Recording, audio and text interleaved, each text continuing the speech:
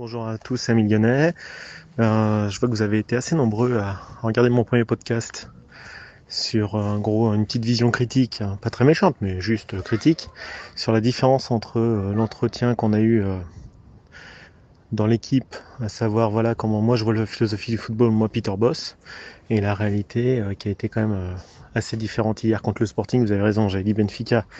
Alors il faut savoir que je fais ces podcasts sans notes, que c'est une discussion qui n'engage que moi, un avis personnel, donc vous avez le droit de critiquer si vous aimez pas, si vous aimez, vous aimez, si vous aimez pas, vous aimez pas. Moi j'en vis pas, donc peu importe. C'est un avis, j'essaye de donner un point de vue, ça fait réfléchir, ça fait débattre, c'est le but du jeu. Voilà, aujourd'hui je vais vous parler de quelque chose, c'est l'identité lyonnaise. C'est quelque chose qui, avec mon ami Thomas, nous chiffonne depuis un petit moment. Alors là on va faire un peu de Olas bashing, hein. On est obligé au bout d'un moment parce que du Olas c'est intouchable a priori. Euh, Moi personnellement j'ai beaucoup aimé. J'ai beaucoup aimé Jean-Michel Aulas. Petite parenthèse pour ceux qui ont dit va supporter le PSG. Bah non, je vais pas supporter le PSG. Hein. Je vais pas supporter le PSG. Depuis que je suis né, je suis supporter de l'OL. Ma famille, toute ma famille habite depuis très longtemps dans la région lyonnaise, donc je suis pas un supporter opportuniste. Dommage pour certains. Donc je pense que voilà, c'était une petite parenthèse par rapport au podcast d'hier. Ça me fait plaisir de le dire. Hein, voilà. Donc l'identité lyonnaise, ben oui, c'est Jean-Michel Aulas. Évidemment, qu'est-ce que lui veut faire de son club? D'où vient son club? Que représente-t-il au niveau de la ville et de la région? Et où veut-il aller? Voilà, je pose déjà des questions. Alors moi j'ai ma petite idée, je vais vous la donner en quelques minutes, et puis après vous débattez à fond. Personnellement, quand on me parle des joueurs de l'académie, on me dit des pépites lyonnaises, et c'est vrai que tout supporter est sensible. Moi aussi j'ai été sensible à Benzema, à Florian Maurice, à Bruno Ngotti. On a tous été sensibles à ces joueurs. Tous étaient sensibles à ce que des joueurs formés à Lyon, comme Steve Malbranck, sortent et réussissent. Malheureusement, ils ont trop souvent réussi ailleurs que chez nous. Alors vous allez me dire, ouais, le business model, machin, truche-muche dans les gros clubs, ça marche mieux. Ouais, on n'avait peut-être pas le pognon pour garder ces joueurs, c'est vrai. Après, on a aussi fait des erreurs de trading sur des mercatos. On s'est beaucoup planté. Par exemple, aller acheter 10 salades, 10 salades de mauvaise qualité comme Bonne Mère, Abdulkader Keita, Jean Demakoun à Lille. Alors que nous, on vend les joyaux de la couronne comme Benzema, Oustin Malbranck, je peux en sortir d'autres, Ludovic Joly. Bon, tout ça, nous, on n'a pas eu le droit de les voir. Des Ghanais à Lyon, on n'a pas eu le droit de les voir, tu vois. On n'a pas eu le droit de les voir éclore sur notre maillot. Voilà. Déjà, c'est une petite critique parce que il faut regarder, non pas, comme certains disaient hier, ouais, tu regardes sur le court terme. Non, moi, je regarde jamais sur le court terme mon club. Mon club, je l'aime, j'aime l'histoire de mon club. Même si j'en ai pas le tatouage, je l'ai dans le sang, mon club. Je suis désolé, voilà, ces joueurs, dans le passé, ils ont pas pu éclore sous nos couleurs et ça m'a désolé. Surtout quand on a fait des ordres de trading monumentales auprès du LOSC derrière, d'ailleurs qu'on a continué encore, hein, parce qu'on poursuit la série avec le LOSC. Hein, quand on se plante lamentablement à hauteur de 25 millions d'euros sur un joueur qui est venu en dilettante et en tongue, parce que c'est un Brésilien, donc Brésilien qui dit Juninho, Brésilien il adore, il est prêt à dépenser sans compter, avec un joueur dont on sait très bien le nom, notre fameux numéro 6, Thiago Mendes, voilà, donc et encore Youssouf Koné à 9 millions et demi, donc voilà, bon Lille on arrête hein, définitivement la piste, je crois qu'on peut laisser tomber définitivement. Tout ça pour vous dire, et là je fais plus de digression, le centre de l'histoire, où va l'Olympique Lyonnais. Alors Jean-Michel Aulas, c'est un formidable chef d'entreprise. Incontestablement, c'est quelqu'un qui s'est fait. Son père était journaliste au Progrès, à Villefranche. Il était par ailleurs professeur de français. C'est quelqu'un qui a beaucoup créé, Jean-Michel Aulas, avec un BTS informatique. Il a créé des boîtes, la Cégide. Il est allé loin. Il était visionnaire. Il a révolutionné le football français en général. Il est toujours dans l'action. Il est toujours dynamique, mais là, depuis quelques années, ça coince. Sa vision, elle coince. Je suis désolé de le dire à Mignonnet. Ça coince, ça va plus. Ça va plus et on retrouvera pas le sportif. Je pense que le projet, il s'arrêtait au stade. On a failli gagner des Coupes d'Europe à un moment, on n'était pas loin, même s'il nous manquait un petit quelque chose à chaque fois. Après le titre, voilà, il y a eu une sorte, alors je vais faire du bashing contre les médias parisiens, hein, il y a eu une sorte de lassitude en 2008, parce qu'on a été critiqués, on gagnait tous les titres. Les Parisiens en avaient marre, les médias parisiens en avaient marre, hein, ils reprenaient les articles de l'époque. Et Jean-Michel Aulas, depuis, il a une coupure. Il nous a mis Claude Puel, General Manager à l'anglaise. Il a une vraie coupure, il s'est impliqué, mais c'était plus pareil qu'avant. Ça a plus été pareil qu'avant, et depuis, on n'a plus gagné vraiment de titres. On a gagné un en 2012. Et c'est vrai que maintenant, il a 72 ans, qui développe son affaire à l'international avec OL Reign, il développe les académies, les partenariats avec les académies au Vietnam, en Afrique. Voilà, c'est très très bien, tout ça c'est très très bien, moi je suis super content. Mais sportivement, voilà, Peter Bosz, c'est la continuité, c'est un épiphénomène, c'est un iceberg de l'échec, voilà, concrètement.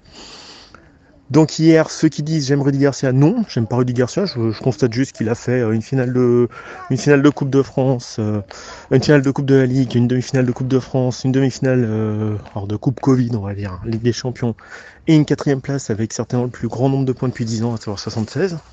Ça, c'est une réalité.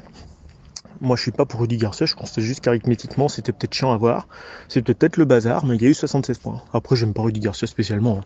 L'identité de jeu, elle était pas là. Moi, l'Olympique Lyonnais, en termes d'identité, ce qui me dérange avec Jean-Michel Aulas, c'est que c'est plus du marketing que de l'identité. Moi, j'aimerais avoir... je suis désolé parce que Thomas et lui, ils parlent de mental et c'est vrai. Mais ce qui est important dans les entreprises ou dans les grands clubs, c'est quand il y a une vraie identité. Lyon, c'est une ville historique. Plus de 2000 ans, le Gnome, fondé par les Romains. C'est une ville qui est historique. À un moment donné, il faut se dire... cette ville, elle a une histoire, elle a un passé, elle a une sociologie particulière que n'ont pas les autres villes, et que d'autres villes ont de leur côté, concrètement. Et il faudrait que nos jeunes de l'académie, au lieu de considérer que c'est un maillot du Club Med, en dehors d'Anthony Lopez, parce que c'est la vérité, c'est un maillot, c'est Lyon le Mélior, c'est l'histoire des canuts, c'est l'histoire de la Gaule romaine, c'est l'histoire à la Révolution française d'une ville qui est devenue une ville franche, parce que c'est une ville qui ne portait plus de nom, voilà. Parce que voilà, elle était plutôt royaliste. C'est une histoire très complexe avec les échevins. C'est une ville de foire au Moyen-Âge. C'est tout un ensemble de choses qu'on doit apprendre à l'académie. Parce que comment veux-tu te battre pour un maillot dont tu ne connais pas l'histoire ? Steven Gerrard de Liverpool, il sait ce que c'était de faire partie du peuple des Scousers, des peuples de Liverpool. Et il l'avait dans le cœur, dans le sang. On est à Liverpool, on n'est pas à Everton. Quand Francesco Totti, il est pour la Roma, il est pour la Roma. Quand Maldini, il est pour Milan, il est pour Milan. C'est vraiment pas de l'invention avec ces joueurs. Paul Scholes à United, pareil. Nous, on n'a pas de joueurs comme ça, on n'a pas le droit, parce qu'on n'a pas une identité assez développée. Moi, j'aime bien Jean-Michel Aulas avec ses maillots jaunes fluo en 2008-2009, quand on joue contre la Fiorentina en Ligue des Champions et tout. Mais Lyon, c'est des couleurs précises. Le Lyon, c'est pas un emblème qu'on traficote à droite, à gauche pour le plaisir. Il faut qu'on crée une identité pour le peuple lyonnais. L'Olympique Lyonnais, c'est le seul club de Lyon. Il représente la ville, il représente son pourtour, il représente son histoire. À l'académie, il serait vraiment temps de dire voilà pourquoi vous vous battez les mecs. C'est pas faire de l'identitaire pour de l'identitaire. C'est juste qu'on se bat beaucoup plus et qu'on est beaucoup plus motivé pour un projet dans lequel on croit et qui a des valeurs et qui a une histoire. Voilà. Aujourd'hui, on peut plus... très bien qu'ils gagnent bien leur vie, les jeunes et tous les joueurs. Moi, je m'en moque. Je veux qu'ils se battent pour quelque chose. Une fois, Thomas, il avait dit on a des maillots du Club Med. Peut-être pour certains. Et même quand on arrive, il faut qu'on sente l'institution, le poids du passé. Quand il y a des joueurs, quand il y a les propriétaires du Paris Saint-Germain qui enlèvent le berceau de Louis XIV sous la Tour Eiffel, ça s'appelle plus Paris Saint-Germain parce que c'est là où est né le berceau à Saint-Germain, c'est là où est né Louis XIV. Donc le berceau, c'était le berceau de Saint-Germain-en-Laye où est né Louis XIV. Quand on l'enlève, et on s'appelle plus Paris Saint-Germain, on détruit une partie de l'histoire. Voilà, alors après, évidemment, c'est le Qatar, on fait des compromis, parce qu'il y a 10 ans, il était limite en Ligue de ce club. Nous, on n'a pas de compromis à faire. J'aimerais que Jean-Michel Aulas se pose des questions sur son identité du club profonde, sur ce que les joueurs font sur le terrain quand ils enfilent ce maillot, et pourquoi ils le font. Donc si on ne sait pas d'où on vient, on ne sait pas où on va dans la vie. Ça, c'est une réalité. C'est une réalité. Voilà, je suis désolé, voilà, je le dis tel que je le pense. Moi, ça fait trop longtemps que ce maillot, ça va pas. Il y a trop de joueurs qui le portent sans que ça les intéresse. On est les représentants de la ville de Lyon avec ce maillot. Dans toute sa dimension. C'est une spécificité. Les joueurs de Saint-Etienne, ils ont une spécificité historique. Le maillot, il vaut quelque chose, le maillot de Saint-Etienne. Pareil pour Marseille, pareil pour Paris. Et c'est peu importe le propriétaire du club. Donc moi, je suis désolé. Jean-Michel Aulas, oui, je le critique. Moi, je vais vous le dire carrément. Moi, je souhaite qu'il parte. Malgré les bons services qu'il a rendus au peuple lyonnais, il n'est pas au-dessus des fans. Il n'est pas au-dessus de l'Olympique Lyonnais. Il est propriétaire de 30% de l'Olympique Lyonnais. Voilà. Mais il n'est pas au-dessus du club. Ni les joueurs, ni lui. Voilà. Nous, on a le droit d'exiger quelque chose d'autre. Et le problème, c'est qu'aujourd'hui, on ne comprend pas où ça va. Le projet, moi, je ne comprends pas où il va. Oui, on a un stade, et c'est sûr que quand il va revendre son club, c'est magnifique d'avoir un stade. C'est rare en France d'avoir un stade, hein, comme les Allemands l'ont ou les Anglais l'ont. Donc, il peut le vendre à un riche Qatari ou ce qu'on veut, peu importe. Mais aujourd'hui, j'aimerais vraiment, vraiment, vraiment que quel que soit le propriétaire, qu'il soit français ou étranger, qu'il y ait une histoire du club qui soit inscrite auprès des joueurs, auprès des supporters, et qu'on soit pas comme Manchester City a marqué, je sais pas si vous avez vu cette saison sur le maillot des Blue Skies, il y a écrit 93e minute 06 je crois de mémoire, quand Sergio Aguero a marqué en 2009 le but du premier titre de l'ère moderne. Donc voilà, l'idée c'était ça, c'était eux, en gros, l'année 0, c'est quand Aguero il a marqué ce but. Non, il y a une histoire avant des Blue Skies. Il y a une histoire avant des Blue Skies, concrètement, qui est indépendante de l'arrivée des gens de Bahreïn. Voilà, et pareil à l'Olympique Lyonnais, il y a une histoire profonde de ce club, et il y a une histoire de la ville qui doit y être attachée. Et c'est comme ça qu'on va motiver les joueurs. Et c'est comme ça que l'entraîneur qui va venir va comprendre l'identité. Il y a une identité à Lyon, comme il y a une identité au FC Barcelone, comme il y a une identité à la Juve. Et après, il y a des joueurs emblématiques. Évidemment qu'avoir un Totti, un Maldini, c'est magnifique pour un club, c'est magnifique. C'est quoi être romain? C'est pas dilué dans la mondialisation. Même si c'est détenu par un propriétaire étranger, on a une histoire du Real Madrid, on a une histoire de la Roma qui est liée à la ville ou à un quartier. Voilà, ça c'est important, parce qu'autrement on peut pas se battre. On n'a plus de sens des valeurs. Je suis désolé à un moment donné, voilà. Donc je voulais dire, je lance le débat, c'est quoi l'identité lyonnaise? Voilà, est-ce qu'aujourd'hui c'est un simple produit marketing où on change 15 jeux de maillot pour faire plaisir aux supporters à 70 balles? Je suis désolé, je parle un peu vulgairement, mais je le dis tel que je le pense.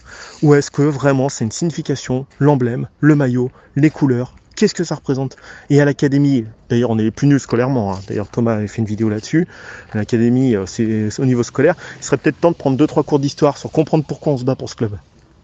Ça fait jamais de mal à la tête et ça renforce les convictions et les motivations. Voilà, je vous laisse tranquille avec ça. C'était un petit podcast de coup de poing, un peu plus qu'hier, désolé. Ceux qui aiment, ils aiment. Ceux qui n'aiment pas, ils aiment pas. Chacun son avis. Moi, en tout cas, j'en demanderai pas. Le marketing passera après l'identité. Quoi qu'il arrive, c'est après qu'on fait du marketing, pas avant l'identité d'un maillot. Et c'est quand on a une identité qu'on a une vraie institution. Parce que si on explique aux joueurs qui vient ou aux jeunes qui viennent dans ce club pourquoi il se bat, il comprendra pourquoi il se bat et il sera motivé sur un terrain. Il ne sera pas en tongs, claquette ou en fauteuil comme Monsieur Thiago Mendes qui vient prendre un bon salaire avec la soupe est bonne comme dit Thomas, très souvent au Giuliano. La soupe est bonne à Lyon, trop bonne. Et nous honnêtement on en a marre parce que comment aller dans les stades avec des gens qui ne respectent pas pourquoi ils se battent? Voilà, la motivation et le mental passent aussi par la légitimité et la motivation dans un combat. Pourquoi est-ce qu'on a ce maillot? Pourquoi on se bat? Et on vient pas parce que, comme Cherki, on sait dribbler tout le monde. Je m'en moque de ça, ça ne m'intéresse pas. D'ailleurs, à l'Euro, ça n'a pas marché, ça. La preuve est la jurisprudence Italie. C'était pas les meilleurs. Les meilleurs, c'était les Portugais et les Français. C'est pas les meilleurs qui gagnent forcément à la fin, c'est ceux qui y croient le plus. Et pour y croire, il faut un projet. Et si on a un projet, c'est autour d'une identité que ça se construit. Ça se construit autour d'un leader, d'une identité. Voilà. Donc les Mick-Macri entre Juninho, Garcia, Posse et tout, ça ne m'intéresse plus. Tout ça, c'est du pipeau. C'est du pipeau éphémère de toute façon. Voilà. Donc hier, j'ai commencé à mettre une première pierre. Là, je termine l'édifice. Moi, je suis très inquiet. Je suis très très inquiet pour Lyon. Je suis désolé d'être pessimiste. Je pense que le club s'en sortira. Mais bon, merci Jean-Michel Aulas. Il serait peut-être temps de tirer définitivement son salut, de dire au revoir. Nous, on lui fera un jubilé, tout ce qu'il veut. C'est sûr que sans lui, on est encore en division 2, peut-être. C'est vrai. C'est vrai. Peut-être qu'on n'a pas cette titre. Peut-être qu'on n'a pas les périodes glorieuses contre le PSV Eindhoven et tout ça. Mais honnêtement, il va falloir vraiment se poser les bonnes questions désormais. Parce que ça fait trop longtemps qu'on en a marre. Moi, je connais plein de supporters de l'OL. Alors peut-être vous sur le blog aussi, pareil, de Thomas.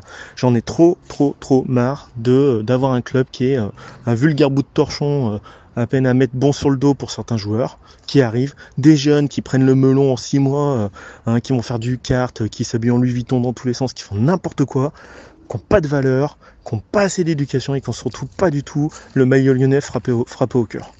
Voilà, moi je rêve d'avoir des Francesco Totti, d'avoir des Scholes, même si on fait des moins bons résultats, je veux ça. C'est la première pierre pour devenir un jour un grand club. D'être une institution non pas par le fric comme le PSG, mais par l'histoire, par le respect de ce que représente le maillot vis-à-vis de la ville. Et ensuite on fera du marketing, et si éventuellement il y a un mécène comme le PSG qui compte pas, peu importe. Le Real Madrid sera toujours le Real Madrid, l'Atlético sera toujours l'Atlético, ce ne sont pas les mêmes clubs, ce ne sont pas les mêmes gens qui supportent ce club. Chacun se reconnaît dans un club. Aujourd'hui, où va le club? Où va le club? Quelles sont ses valeurs? Quel est le but du club? Est-ce que le but c'est de faire de l'OL règne, de diluer le club dans l'internationalisation sans sens, dans une globalisation sans quête et sans sens, ou est-ce que vraiment on resserre les valeurs et on se dit voilà ce que c'est ce club, voilà, ce club c'est ça aujourd'hui et ça représente ça par rapport à la ville, par rapport à l'histoire de la ville, et c'est ça qu'il faut mettre en avant de manière très forte. Voilà. Allez, je vous laisse. Eh ben, bonne réaction à tous et bonne journée. Ciao, ciao.